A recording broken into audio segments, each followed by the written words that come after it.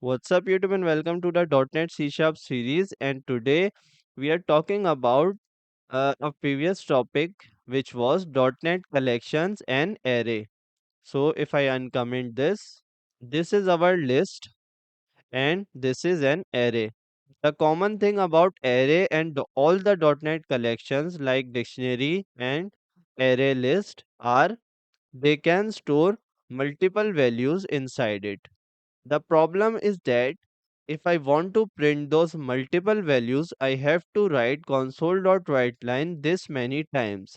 And if I don't know how many entries I have in my list or in my array, then it's harder to do the console.writeLine. So we have loops for that, which is our topic for today. So let's make a new project and let's increase the subject and add more subjects. So now our list is so big that if I want to do the console.writeLine, it will look crazy. But with the for loop, it will be so much easier. So for the for loop to initialize, we write for, and just like the if statement, we have the round brackets. We write a variable which is traditionally we write int I equals to 0. Then we have to provide a condition on which the loop should work. The loop should work if the I is less than 3, I plus plus. So this is what we call a traditional for loop. So we are stating that there is a variable that starts from 0. The loop should run only if this condition is true. After each iteration, increment the variable by 1. So what this will do is if I print I console.read key 0, 1 and 2, the first iteration begin, the value of I is 0.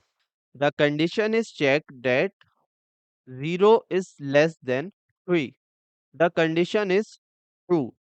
So it will run the first iteration, the first turn, and the 0 would be printed.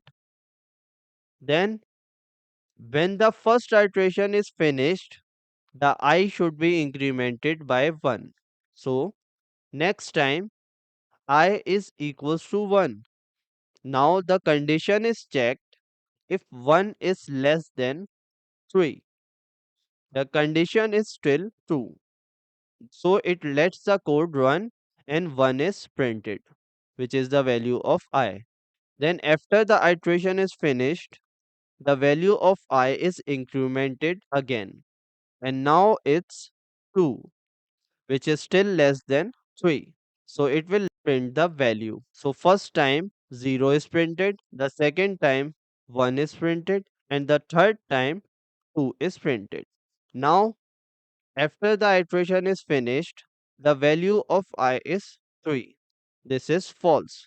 So this iteration will not happen.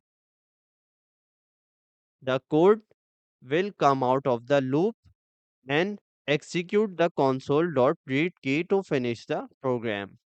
So we can use this loop to print our list using list.count. So if the count is 20, then the loop will run from 0 to 19.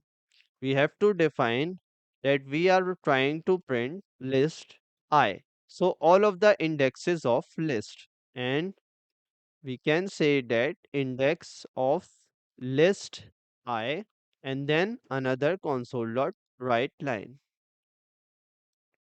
Now we can see that list 0 has biology and all the way to list 23. So index number 23 has theater. So the count was actually 24.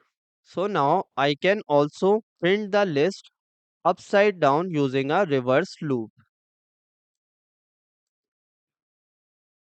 So a reverse loop would work like this. Last index of the list. which is list dot count minus 1. So the index is 23, then the index would be 22 and all the way to 0. So all of my iteration would run and my list would be printed upside down. We need to say greater than or equals to 0.